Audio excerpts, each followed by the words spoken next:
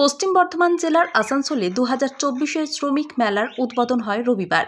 এদিন আসানসোলের 19 নম্বর জাতীয় সড়কের পাশে শীতলা মাঠে দুপুর 3টে নাগাদ মেলার উদ্বোধন করেন রাজ্যের শ্রম ও আইন মন্ত্রী মলয় ঘটক। 2 দিনের এই শ্রমিক মেলার উদ্বোধনী অনুষ্ঠানে মন্ত্রী ছাড়াও উপস্থিত ছিলেন আইএনটিটিইউসির রাজ্য সভাপতি ঋতব্রত বন্দ্যোপাধ্যায়, জেলা সভাপতি অভিজিৎ ঘটক, পুর নিগমের chairman Amarnath Chatterjee, deputy mayor Wasimul Haque, জেলা শাসক S Purnabalam, police commissioner Sudhir Chowdhury সহ আরও অনেকেই। এই শ্রমিক মেলায় মূলত অসংগঠিত শ্রমিকদের স্বার্থে সামাজিক সুরক্ষা যোজনা সহ অন্যান্য প্রকল্পগুলির বিষয়ে বিস্তারিতভাবে নানান তথ্য তুলে ধরা হয়েছে। এই মেলায় 25 থেকে 30টি স্টল রয়েছে। মেলার ময়দানে শ্রমিকেরা উপস্থিত হয়ে সামাজিক সুরক্ষা যোজনা প্রকল্পে ফর্ম পূরণের মাধ্যমে নিজেদের নাম তালিকাভুক্ত করতে পারবেন বলে জানিয়েছেন মন্ত্রী। যিনি নাম লেখাবেন তাকে মাসে 25 টাকা দিতে হবে আর সরকার 30 টাকা দেবে। এই 55 টাকা ব্যাংকে জমা হবে এবং 60 বছর বয়স হয়ে গেলে আপনি ব্যাংকের সুদ সমেত সেই টাকাটা ফেরত পাবেন। মাননীয় মুখ্যমন্ত্রী কি পরিবর্তন করলেন? বললেন না, মানুষকে কোনো টাকা দিতে হবে না। তিনি সামাজিক সুরক্ষা যোজনার নাম বদলে দিলেন। বদলে কি নাম করলেন? যে বিনামূল্যে সামাজিক সুরক্ষা যোজনা। অর্থাৎ যিনি নাম লেখাবেন তাকে 1 টাকাও দিতে হবে না, 1 টাকাও দিতে হবে না।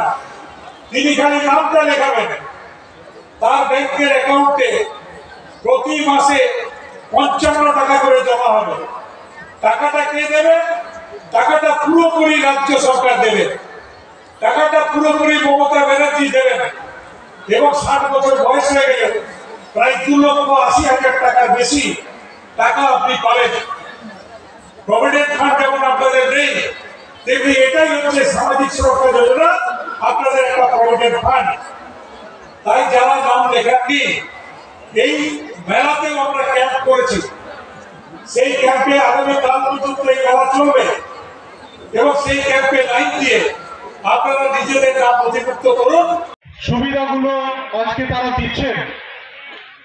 আজকে আমাদের শ্রমজীবী মানুষরা যারা শ্রমিক, তাদের চিন্তা করতে হয় না যে আগামী দিনে তারা তাদের পরিবারকে কিভাবে এগিয়ে নিয়ে যাবেন, তাদের ছেলে মেয়েদের পড়াশোনা কিভাবে হবে, তাদের ছেলে মেয়েদের বিয়ের সময় তারা কিভাবে সাহায্য পাবে, তারা যদি কেউ অক্ষম হয়ে যায়, কারোর যদি দুর্ঘটনায় কারোর মৃত্যু হয়, কারোর যদি স্বাভাবিক মৃত্যু হয়, সেই সময় শ্রম দপ্তর পশ্চিমবঙ্গের কিভাবে তাদেরকে সাহায্য করার জন্য পাশে থাকছে সেটা আমরা দেখতে পাচ্ছি। এবং সামাজিক সুরক্ষা যে প্রকল্প আজকে পশ্চিমবঙ্গের মাননীয় মুখ্যমন্ত্রী মমতা বন্দ্যোপাধ্যায় শ্রমজীবী মানুষের কাছে তুলে দিয়েছেন, বিশেষ করে যারা অসংগঠিত শ্রমিক, সেই সব অসংগঠিত শ্রমিকরা যেভাবে উপকৃত হচ্ছে। আসানসোল থেকে জয়ন্ত সাহার রিপোর্ট, एसडीटीवी न्यूज।